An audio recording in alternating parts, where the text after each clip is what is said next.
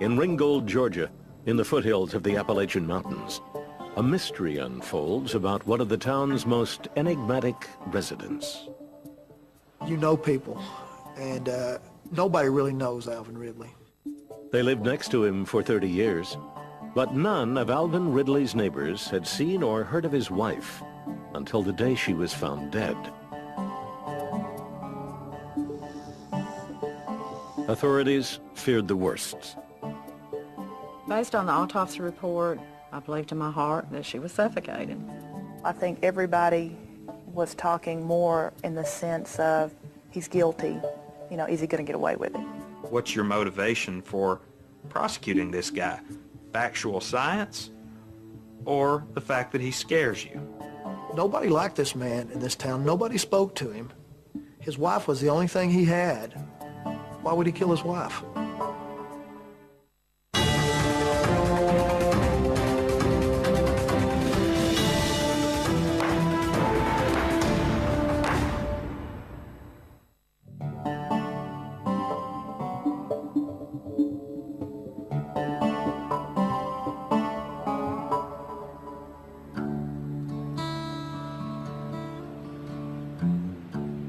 17 miles south of Chattanooga, Tennessee, across the state line in Georgia, is the town of Ringgold, population 2,400, the county seat of Catoosa County. The identity of the place is yoked to the Civil War.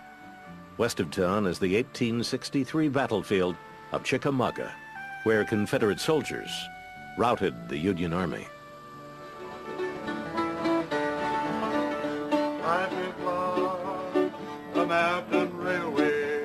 Saturday night bluegrass at the Ringgold Depot is a popular attraction, We must make the run successful. as are the Tigers, a high school football team. People take pride in the town's homespun charm. Pretty much everybody knows everything about you. They know who you're married to, what family that person came from. If you're not related to somebody, you go to church with somebody or you work with somebody. What's unique about Ringgold is that in this day and age, it's still a small town. And like any small town, it has its eccentrics. There's Ralph Green Jr., also known as Turnaround, for obvious reasons. There's Ben Magaha, known as Salesman Sam, for no apparent reason. But by far the most mysterious and reclusive is Alvin Ridley. In the fall of 1997, few in Ringgold knew much about the 55-year-old who kept to himself at his isolated home at 134 Inman Street. It's nestled between a factory and railroad track, hidden behind an imposing makeshift fence. What they did know about him is that for years, Ridley had owned this TV repair shop in the heart of town. Alvin was the zenith man. He came and helped our horizontal hold and our color and seemed to be a natural at it. Attorney McCracken Poston grew up in the Ringgold area, and his family had gone to Alvin for TV repair. When you ask me what did I think of Alvin then, there was 20 years of thinking what an odd individual, and somewhat pitiful, but suspicious as well. Crazy Alvin was what he was called most of the time. You'd come down to Ringo and he'd be walking around in front of his store, and kids would kind of harass him. But eventually Ridley's store failed, and both his parents, whom he lived with, died. From then on, he ventured out in the afternoons to sell tube socks at the local flea market, and, it was believed, lived a solitary existence on Inman Street. When he did come to town, it wasn't unusual to hear Alvin spinning outlandish, paranoid theories. His favorite was about the Ringgold Police Department being out to get him. For the most part, his neighbors had gotten used to him. Alvin Ridley was kind of the stories you would tell your children, ghost stories around the campfire kind of thing. Then came the mysterious events of October 4th, 1997, when Ringgold residents would have to ask if Alvin Ridley might be hiding a terrible secret. Ridley had been without a phone for 14 months. So at 6:45 that morning, he pulled his truck up to a payphone in order to make a call to 911, emergency dispatch. What's the problem? I think my wife passed out.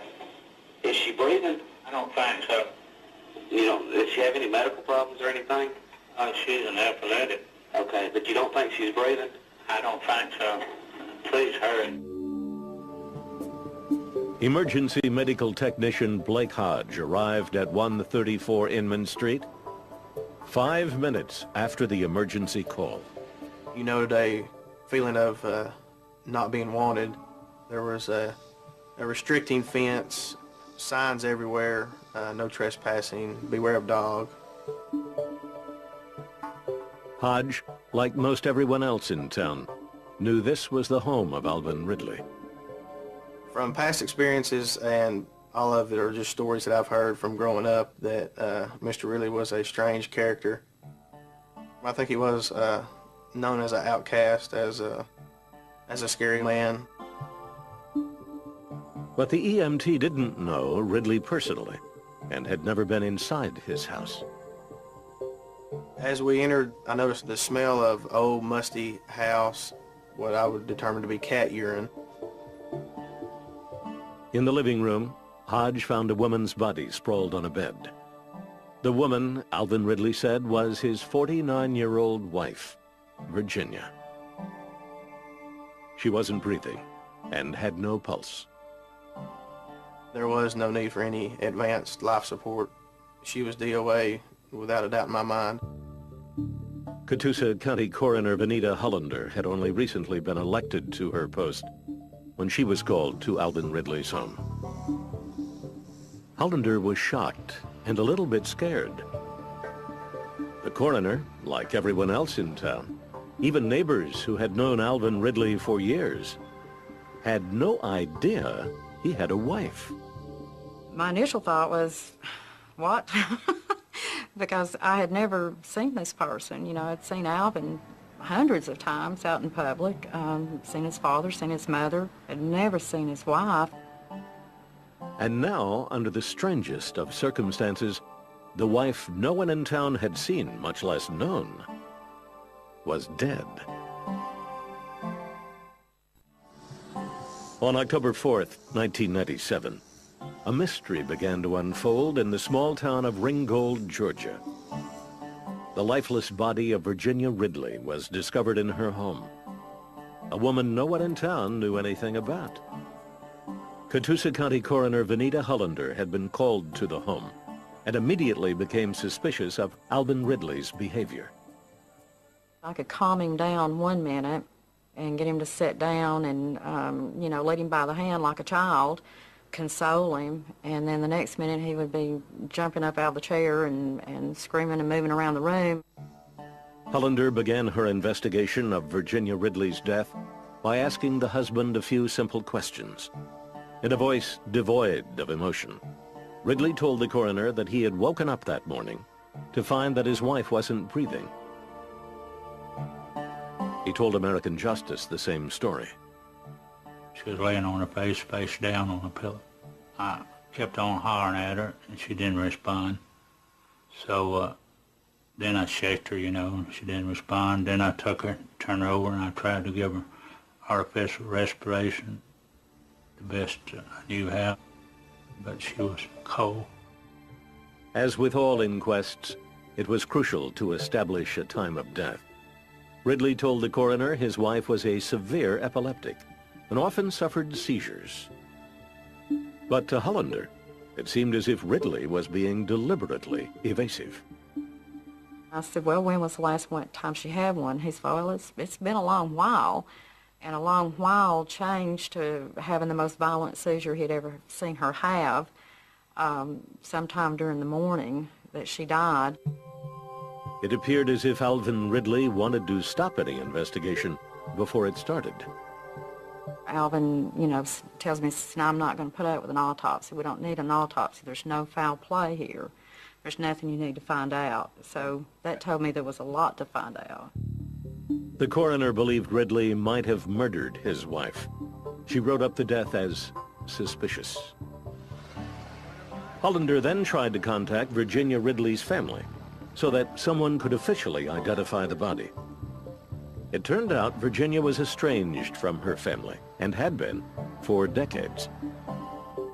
So when Hollander finally reached the woman's sister, Trixie LaCroix, who lived in nearby Rossville, she was as much in the dark as anyone.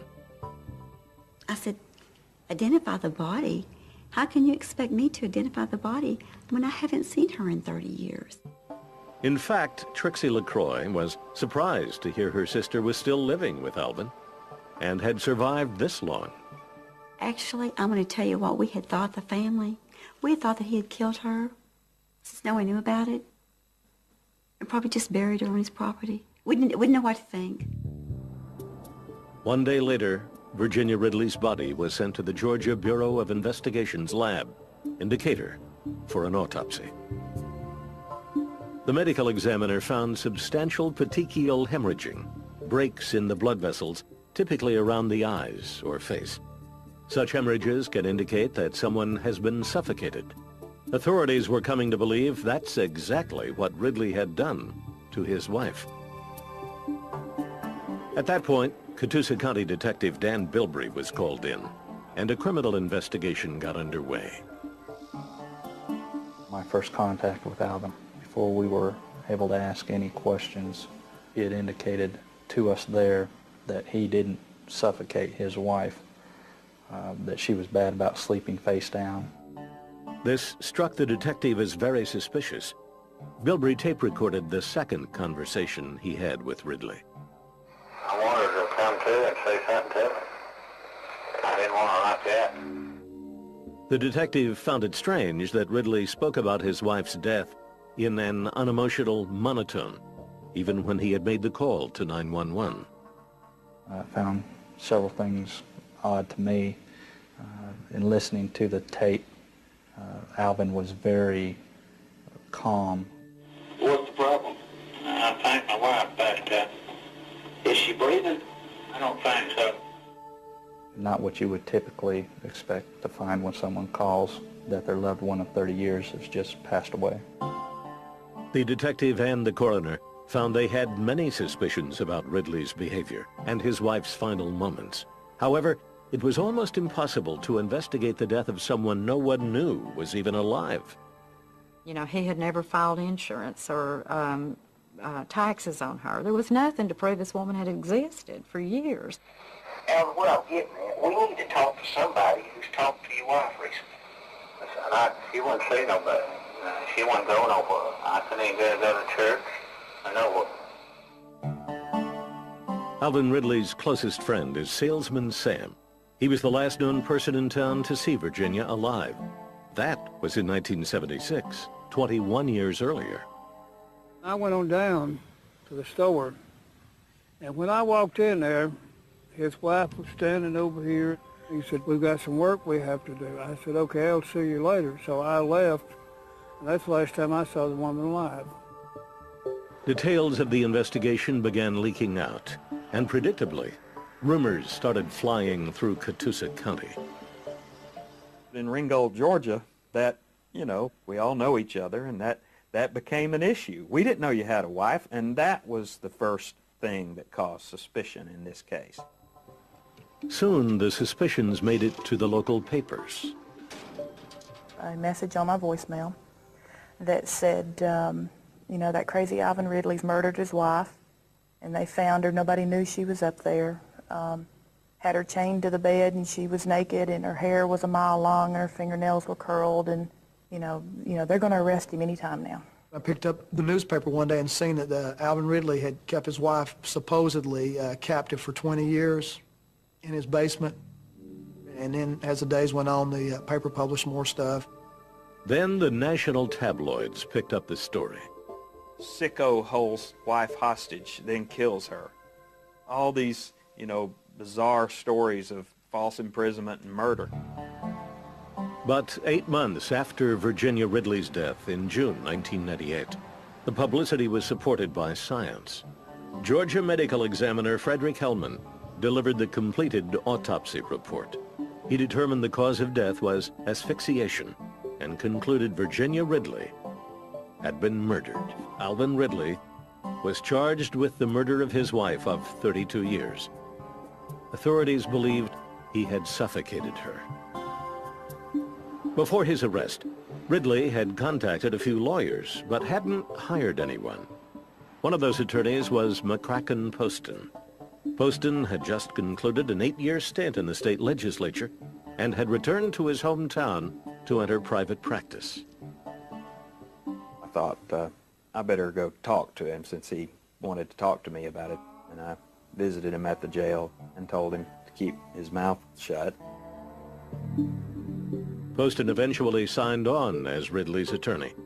If he was to be successful, Poston needed to learn as much as he could about Alvin Ridley's strange life and how he possibly could have had a wife that no one knew about. Alvin Ridley was born in Ringgold in 1942, the only child of Bill and Minnie Ridley. His reputation was cemented early on. I'd heard when he was a teenager, to make people think he had a girlfriend, he would have a blow-up doll that he would put in the car with him to drive around so people would think he had a girl with him. After high school in 1964, Alvin was drafted into the Army. He was trained in electronics, a skill he would later apply to fixing televisions. While on leave that year, he met 16-year-old Virginia Hickey at her home in nearby Rossville. She was a nice person, nice girl, sweet.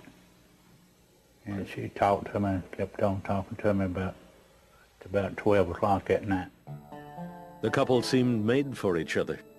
Virginia, like Alvin, was a social outcast. She was obsessively shy, partly as a result of severe debilitating epilepsy, which she had suffered from since she was 9. She would have this blank look on her face as if she were staring right through you. And then almost immediately the jerking would start. And usually my father would have to take her to our local hospital. At first, the Hickey family welcomed Alvin Ridley as a suitor. When they first started dating, he seemed to be this super nice guy. My mother loved him. My father just, thought he was great. In 1966, the two were married and moved into a small apartment in Ringgold. But tensions arose immediately between Ridley and Virginia's family. I think he became more possessive of her, as if he owned her, and that's what I could see. It's like when he asked her to do something, or he didn't ask her, he told her. The Hickeys didn't think Alvin was capable of taking care of Virginia's severe epilepsy and made repeated attempts to check up on her. But Alvin kept them away. I would call and he'd give me lame excuses like she's gone to nursing school or she's working today. It was a different answer. He was never consistent in his answers. Virginia's family wrote her letters constantly, but Virginia never responded. Ridley claims he and his wife were insulted by what they thought was the Hickeys' incessant meddling. Well, as a husband, when her parents are sticking up on her and telling the neighborhoods that we don't trust him, it upset me and upset her. When we started what he would call the Hickey revenge, the meddling, intervening, it's not meddling, it's caring. Ridley successfully kept Virginia's family away from her. Eventually, out of frustration, the Hickeys convinced a judge to order Alvin to produce his wife in court, which he did. She walks into the big courtroom, walked up to the bench and basically said, I'm where I want to be. I'm with my husband. Soon after, Alvin and Virginia moved into Alvin's childhood home on Inman Street with his mother and father. As time went by, Virginia's family's attempts to contact her grew less frequent. Her sister insists they didn't have much choice. My parents were law-abiding people, especially my father. He went through every legal operation that a father could go through to see his child. We did not forget her. No, we did not.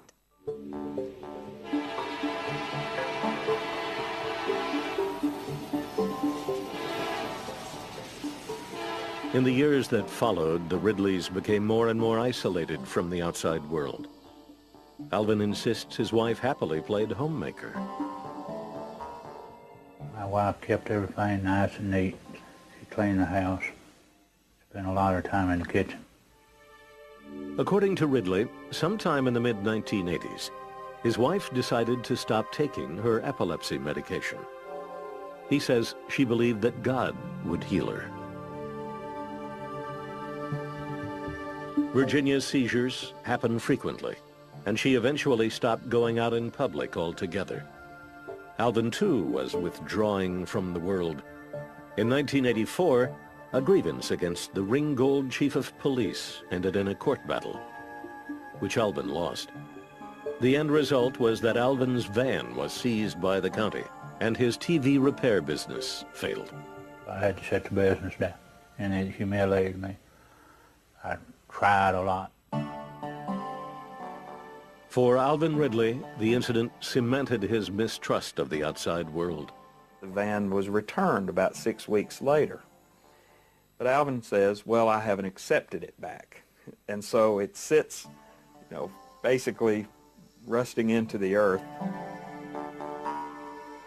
From then on, Alvin and his wife retreated behind their private property signs and were rarely heard from.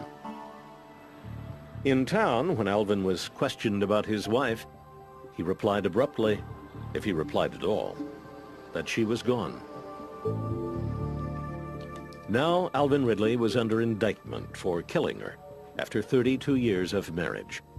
His attorney, McCracken Poston, believed Ridley was innocent, but he needed some explanation for why Virginia had died. Medical experts he talked to said it was entirely possible that Virginia, who'd been an epileptic since age 9, may have died from natural causes, not suffocation, as Catoosa County authorities believed. But Poston would need more than doubt about the medical evidence. To have any impact on a jury, he knew he needed to show that however strange Ridley and his wife might be, they had a loving marriage. True to his suspicious nature, Ridley at first wouldn't let his attorney into his house. But Ridley eventually gave in and allowed Poston to look around. It was a very difficult house to be in. It smelled terrible. It had really been closed up. Even though this was summer, the windows were closed. There was no air conditioning. Poston finally found what he was looking for on the dark, musty walls of the main room. I could see that there was not a place on the wall that was not covered by a piece of paper of some kind. I asked Alvin, who did this? He said, Virginia did. She wrote all that. Well, I got so excited because here's the mystery woman that no one had seen for 27 years, and here's her documents. Here's things that she wrote. The notes served as a log of Virginia's hermetic life with her husband, what they had for dinner, the first time Alvin rode a motorcycle, a complete cast list for the TV show The Waltons. She explained in her writings why she didn't go to her father's funeral, why she quit taking her medicine. This was a woman who, although she was paranoid, had her own opinions of things. She felt that the world was against she and Alvin. Poston eventually learned that the notes were the result of a condition often found in epileptics called hypergraphia. This symptom is sometimes seen in patients with temporal lobe epilepsy. Epilepsy expert Braxton Wanamaker was consulted by the defense. Hypergraphia is a compulsion to write, and the content can be quite variable. For the defense attorney, the notes were important not for what they showed, but for what they didn't show. Nowhere did Virginia write that she was being abused by her husband. or held against her will. These were just her thoughts. These were what they had for supper that night. There was no reason to force someone to write these things. They seemed to indicate that she was, in a strange way, happy in her life. All along, Alvin had been telling Poston about a strange but simple love story about two people, fiercely protective of their privacy and deeply devoted to each other. Now Poston believed he had the evidence to prove it. On January 7th, 1999, jury selection began in the murder trial of Alvin Ridley at the Catoosa County Courthouse. From the beginning, defense attorney McCracken Poston believed he was fighting an uphill battle. Because the defense had lost its motion for a change of venue, the jury pool had been plucked from Catoosa County, Georgia. I didn't want to put a jury full of locals because the prevailing opinion was against Alvin on any given day, just because of the way Alvin acts. The general buzz was that he had done it. I mean, everywhere you went, everybody was saying how Alvin Ridley had kept his wife locked up for 20 years and then just turned around and killed her. I think everybody was talking more in the sense of he's guilty, you know, is he going to get away with it? As proceedings began, Ridley's bizarre personality was on full display. He come in with a neck brace on, and that got me to wonder. I was thinking, why is he wearing that neck brace? Ridley told his lawyer he needed to wear it because he'd fallen off his roof. And that's a good 10, 20 feet probably, but that's what he says happened. It just was so bizarre, but that was the security blanket that he needed in order to stay in the courtroom. It tended to add to the story of Alvin Ridley. He wasn't dressed real well. His shirt and pants didn't match. Mr. Poston was right beside him, his lawyer, and he didn't seem like he trusted him a whole lot.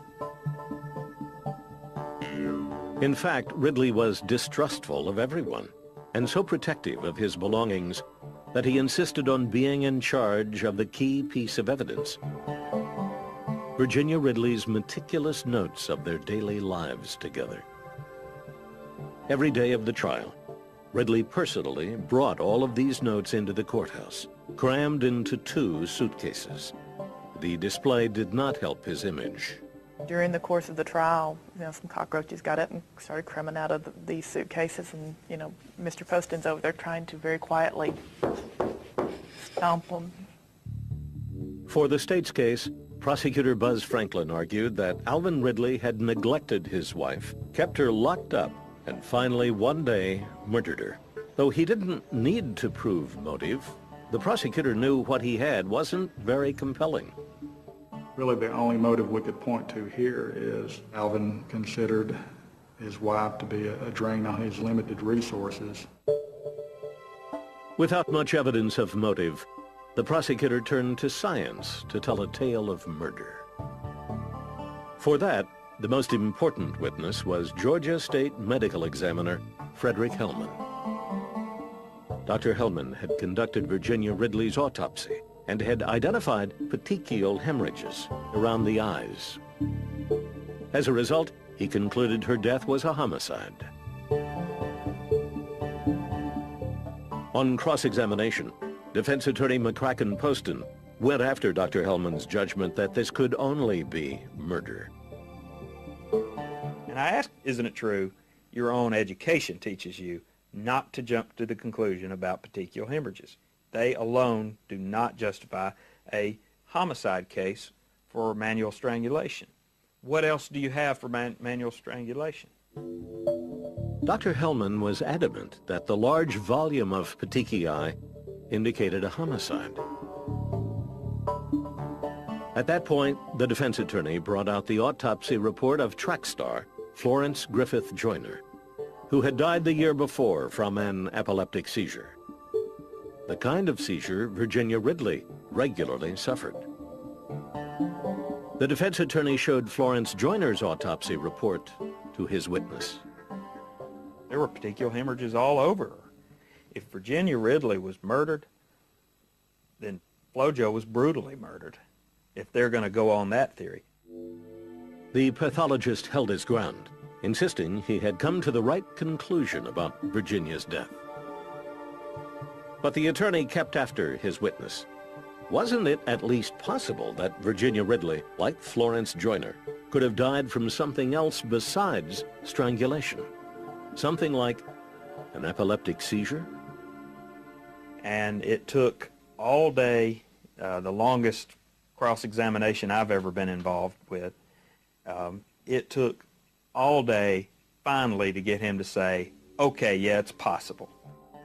The doctor did not want to admit that or agree that that was true. Everyone in the jury picked up on it, that he did not want to admit that there was any other way that those marks, or that damage could have occurred but a murder. Coroner Venita Hollander didn't fare any better under McCracken Poston's cross-examination. She had testified to Ridley's strange demeanor and inability to give a straight story about Virginia's time of death. But the defense took advantage of what turned out to be a volatile history between Ridley and the coroner. Her family and Alvin Ridley had had run-ins over the years. That was kind of brung up in the trial. It turned out that in the early 1980s, Hollander had operated a used furniture store on the same block as Alvin's TV repair shop. At the time, they had what Venita described as a scary run-in. I was sweeping and I was going to put some garbage, in the garbage can, and Alvin just all of a sudden started screaming at me and said that we were trying to starve him to death and we were trying to run him out of town, run him out of business, and I kept saying, Alvin, I don't know what you're talking about. The defense attorney focused in on this event, and Hollander broke down in tears under his cross-examination. She became emotional during the trial, and that certainly is something that plays right into defense attorney's hands of what's your motivation for prosecuting this guy? Factual science or the fact that he scares you? The defense attorney argued that the coroner's fear of Alvin Ridley had tainted the entire investigation. I felt like when Mr. Poston was questioning me, he was trying to make me appear like I had some kind of vendetta against Alvin, which is absolutely false. Her animosity towards Mr. Ridley was evident on the stand. She admitted on the stand that she was afraid of him. The defense hammered home the point that while the relationship between Virginia and Alvin Ridley had its bizarre elements, there was nothing in evidence to show it was abusive. Poston pointed to Virginia's compulsive note-taking as proof that it was, in its own way, a happy relationship. As the trial was drawing to a close, the defense attorney believed he had it won. I have a bunch of friends in the courthouse that are lawyers. They came up, congratulated me, and said, "You've got this thing in the bag as long as he doesn't testify." In January 1999, the trial of Alvin Ridley was nearing its end. Ridley had been accused of murdering his wife of 32 years in their home. His defense attorney, McCracken Poston, felt he had provided enough reasonable doubt for an acquittal. The last day, I was feeling so good about things. I said, Alvin, he started having kind of a following in the courtroom. And he had some people from a church that he attended. And I said, Alvin, I know you're sick of me. And, I wouldn't mind having a meal without you. Why don't you just go to lunch with them? So Alvin Ridley went to lunch with some parishioners from his church. Well, apparently there was another visitor during lunch, as God told Alvin during lunch that he needed to testify, and he came back and announced that. I just prayed to the Lord, and I said, what should I do? And he impressed to me to go ahead and testify. You're innocent. You have nothing to hide. Go ahead and testify. The truth shall set me free. I didn't want Alvin to testify. But God told him to, and who am I to stand in the way of a, direction from God? Poston thought this was a disaster, but could not convince his client otherwise, and put him on the stand. My last thought going into it was, if I've not been able to basically control Alvin in 6 months, how is the DA going to manipulate him in, you know, even 6 hours? I've seen him and Mr. Poston talking over there, and I was wondering what they were talking about. And then we left the room and come back, and then he was on the stand. That was it. He wanted on the stand. I was shocked. Alvin testified for over 3 hours. He spoke about how difficult it was for him to trust anyone and how much he loved his wife. I made a vow where from the day I married, I loved Cherish her through health, sickness, and in the name of Jesus, I fulfilled that. Never did do any harm from the day I married her to the day she died in any way. Far from being the catastrophe Poston feared, Alvin Ridley performed well on the stand. He gave the jury his account of the conflicts he had had with his wife's family and why he and Virginia had disappeared from public view. I mean, he was a veteran, come back from service, met this girl and fell in love with her and married her, and her family fought him. The thing to do would be move away, only I would have picked a lot further distance. I have a wife that I've been married to for not very many days, less than 50 years, and I understand love. And looking at Alvin, I saw love. The defense rested after Ridley left the stand. His fate was now in the hands of the jurors. We couldn't come up with a motive. I mean, nobody liked this man in this town. Nobody spoke to him. His wife was the only thing he had. Why would he kill his wife? Juror Art Howard said Virginia's hypergraphia helped their decision. Her copious notes explained why Virginia Ridley had stopped taking her medicine. She told him in her writings, not once but several times, that she was going to leave her health up to God, and if he wanted to take her, it was all right with her. The jury was out for only 2 hours and 15 minutes. The verdict came back, not guilty. Ladies and gentlemen, I give you Alvin Ridley, a free man and an innocent man. In his own way, Alvin Ridley was thrilled. He says his wife was watching over him. I felt like she was in the courtroom all the time. I still feel she's with me now.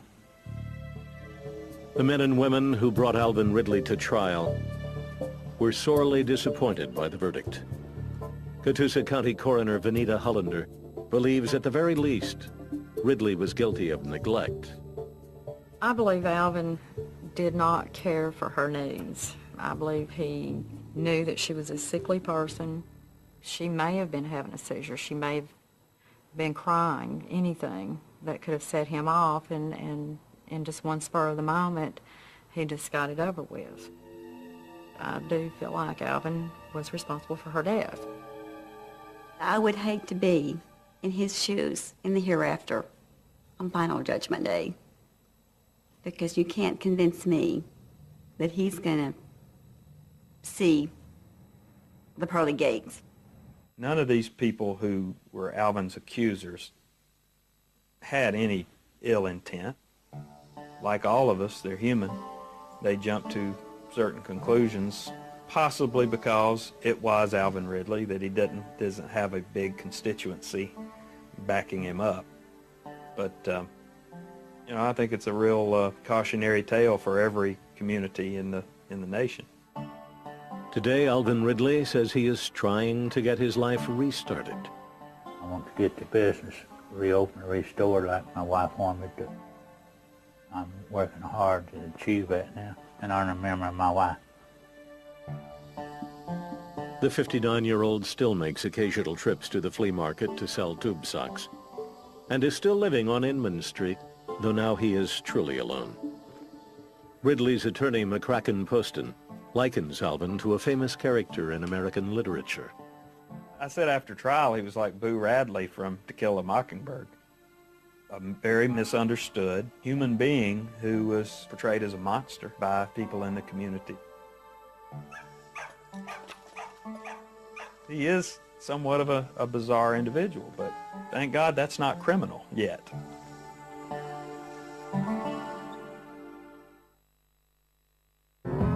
More from Crime and Punishment next week, every weeknight at 11. Next, Memphis detectives respond to the worst mass murder in years in the first 48.